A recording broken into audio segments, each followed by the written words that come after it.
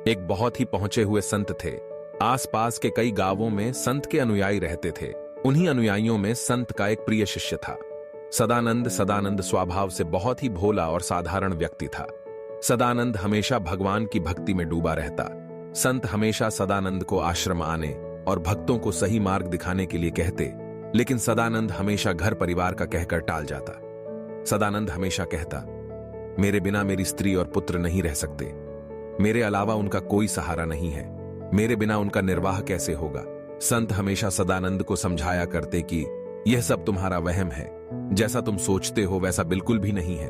अगर भगवान ने किसी को जन्म दिया है तो उसके जीवन निर्वहन के लिए भी उसने कुछ न कुछ इंतजाम जरूर किया है, तुम व्यर्थ ही चिंता करते हो।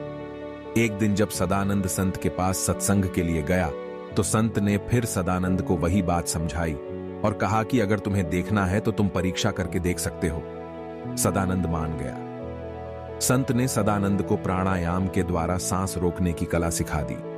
कुछ दिनों बाद जब सदानंद परिवार के साथ नदी में नहाने गया तो वह सांस रोककर नदी के दूसरी ओर निकलकर जंगल में छुप गया और संत के आश्रम पहुंच गया। इधर सदानंद के परिवार वालों ने सदानंद को बहुत ढूंढा, लेकिन सदानंद नदी में कहीं नहीं मिला। सदानंद के परिवार वालों ने यही सोचा कि सदानंद नदी में डूबकर कहीं दूर बह गया होगा। पूरे गांव में शोक की लहर दौदहा पड़ी। सदानंद को जानने पहचानने वालों का सदानंद के घर तांता लग गया। संत के सभी अनुयायी भी सदानंद के घर गए। अनुयायियों ने देखा कि सदानंद तो बेचारा मर गया और पीछे उसकी स्त्री और बच्चा रह गया।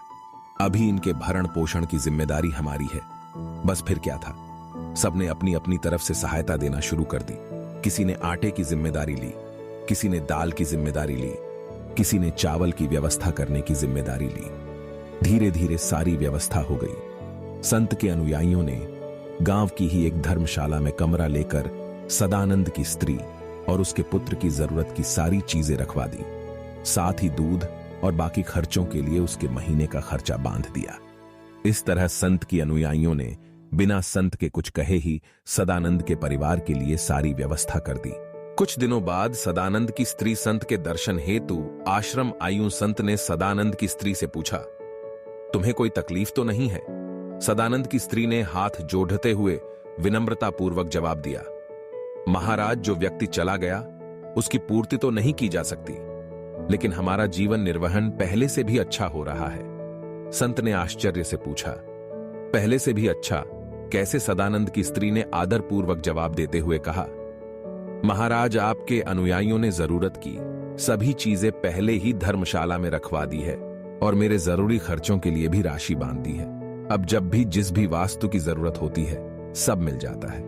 इधर सदानंद आश्रम के अंदर बैठा साथ और उसकी स्त्री की सारी बातें सुन रहा था। सदानंद की स्त्री के जाने के बाद संत ने सदानंद से कहा कि तू अब अपने घर जाकर देख कि जो तेरी स्त्री ने कहा क्या वह सत्य है या फिर नहीं। सदानंद रात के समय अपने घर गया और बाहर से ही दरवाजा खटखटाया। सदानंद की स्त्री ने अंदर से ही पूछा, कौन है? सदानंद बोला, मैं हूं, तुम्हारा पति, दरवाजा खोलो। सदानंद की आवाज सुनकर सदानंद की स्त्री ने सोचा कि सदानंद की तो मृत्यु हो चुकी है, यह जरूर सदानंद का भूत होगा। सदानंद की स्त्री बोली, नहीं, मैं दरवाजा नहीं खोलती। सदानंद बोला, मैं मरा नहीं हूं, तुम दरवाजा खोलो। सदानंद की स्त्री बोली, बच्चे अगर तुम्हें देखेंगे तो डर के मारे उनके प्राण निकल जाएंगे, इसलिए कृपा करके आप चले जाओ।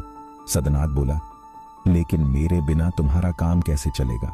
स्त्री बोली, संत के अनुयायियों की कृपा से पहले से भी बढ़िया काम चल रहा है, आप चिंता मत करो, बस आप कृपा करके यहां से चले जाओ। सदानंद बोला, तुम्हें कोई दुख तो नहीं? स्त्री बोली, अभी तो बस यही दुख है कि आप आ गए, बस आप न आए तो फिर कोई दुख नहीं, कृपा करके आप मत आइए। तो दोस्तों, इस कहानी से हमें यही शिक्षा मिलती है कि व्यर्थ की चिंता केवल बीमारियों का घर ही है। हमें व्यर्थ की चिंता छोड़कर जिंदगी में हमेशा आगे बढ़ते जाना चाहिए।